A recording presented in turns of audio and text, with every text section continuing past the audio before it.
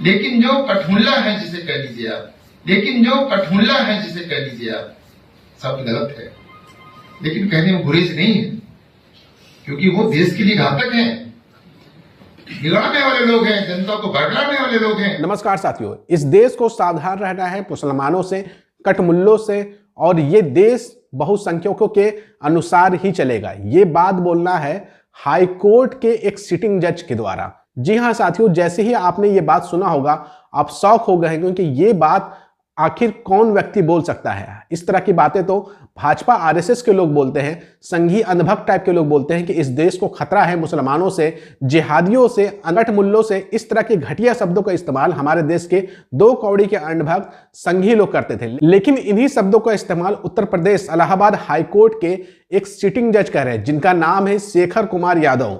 उनका आज सवेरे से ही एक वीडियो वायरल हो रहा है, जिसमें वो एक कम्युनिटी के खिलाफ इतनी घटिया शब्दों का इस्तेमाल करते हुए देखे जा सकते हैं। जस्टिस शेखर यादव यही नहीं रुके, बल्कि वो यहां तक कहते हैं कि मुझे यह बात कहने में बिल्कुल भी गुरेज नहीं है, भारत बहुसंख्यकों के अनुसार ही चलेगा। अगर आप अपने परिवार में या फिर अपने समाज में भी देखते हैं तो जो ज्यादा लोग बोलते हैं उसे ही माना जाता है। इसके अलावा शेखर कुमार यादव ने बिना दूसरे पक्ष का नाम लिए बिना यह कहना शुरू कर दिया कि हमारे यहाँ सिखाया जाता है दयालु होना, सहिष्णु होना, जबकि उनके यहाँ बच्चे पैदा होते हैं और बचपन में ही उनको सिखाया जाता है कि जानवरों को काटना है, जिसके वजह से दूसरे पक्ष के मन में दयालु भाव नहीं आते हैं। यानी कि सीधे सीधा इशारा है अल्पसंख्यकों की तरफ। साथ ही उन्होंने कहा कि पूरे देश में यूसीसी यानी कि यूनिफॉर्म सिविल कोड लागू होगा। यूनिफॉर्म सिविल कोड के पक्ष में आरएसएस, बजरंग दल और विश्व हिंदू परिषद जैसे संगठन पहले से ही है, लेकिन आने वाले वक्त में कुछ समय लगेगा, पूरे देश में यूसीसी लागू होगा और पूरे देश में एक ही कानून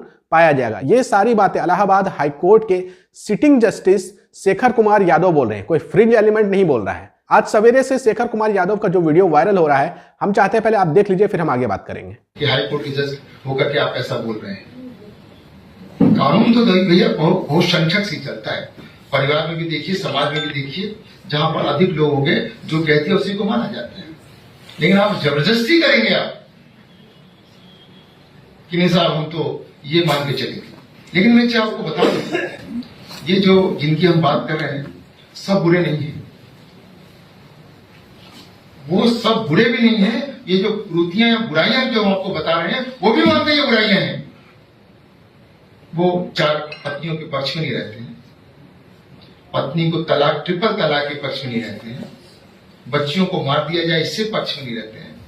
लेकिन जो कठमुल्ला है जिसे कह लीजिए आप, सब गलत है, लेकिन कहने में गुरेज नहीं है, क्योंकि वो देश के लिए घातक हैं, बिगाड़ने वाले लोग हैं, जनता को भड़काने वाले लोग हैं, देश आगे ना बढ़े इस प्रकार के लोग हैं। उनसे सावधान रहने की जरूरत है, क्योंकि ये जो कानून बिल है ये केवल और केवल उन पर्सनल लॉ में आई बुराइयां तक ही सीमित नहीं है। ये जब बुराइयां दूर होंगी तो निश्चित रूप से हमारा देश भी प्रगतिशील होगा। तो आपने सिटिंग जज शेखर यादव को सुन लिया। ये सारी बातें वो जो बोल रहे हैं ये संडे के दिन बोला गया है, यानी कि कल बोला गया था, और ये प्रोग्राम हुआ था वीएचपी का लीगल सेल का। वहां पर सिटिंग जज शेखर कुमार यादव को बुलाया जाता है और वो इस तरह की बातें बोलते हुए देखे गए हैं उस प्रोग्राम के अंदर में। सिटिंग जज शेखर कुमार यादव का जैसे ही ये वीडियो वायरल हुआ, लगातार सोशल मीडिया पे प्रतिक्रिया आना शुरू हुई और प्रतिक्रिया राजनीतिक पार्टियों की तरफ से भी आना शुरू हुई है। इस मामले के ऊपर असदुद्दीन ओवैसी ने क्या कहा है आप अपने स्क्रीन पे देखिए।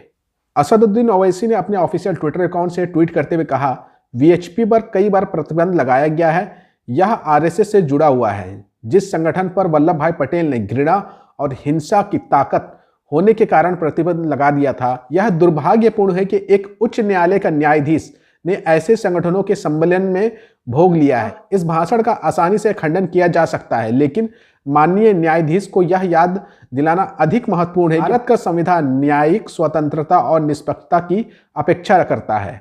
मैं उनका ध्यान AOR एसोसिएशन बनाम भारत संघ मामले की ओर आकर्षित करना चाहता हूं। निष्पक्षता, स्वतंत्रता, निष्पक्षता और निर्णय लेने में तर्कसंगत न्यायपालिका की पहचान है। भारत का संविधान बहुसंख्यावादी नहीं बल्कि लोकतांत्रिक है। लोकतंत्र में अल्पसंख्यकों के अधिकारों की रक्षा की जाती है। जैसा कि अंबेडकर ने कहा था, जैसा राजा को शासन करने का कोई दैवीय अधिकार नहीं है, वैसे ही बहुमत को शासन करने का कोई दैवीय अधिकार नहीं है। यह भाषण कॉलेजियम प्रणाली पर सवाल उठाता है और अन्य न्यायिक निष्पक्षता पर सवाल उठाता है। वीएचपी के कार्यक्रमों में भाग लेने वाले व्यक्ति के सामने अल्पसंख्यक पार्टी न्याय की उम्मीद कैसे कर सकती है?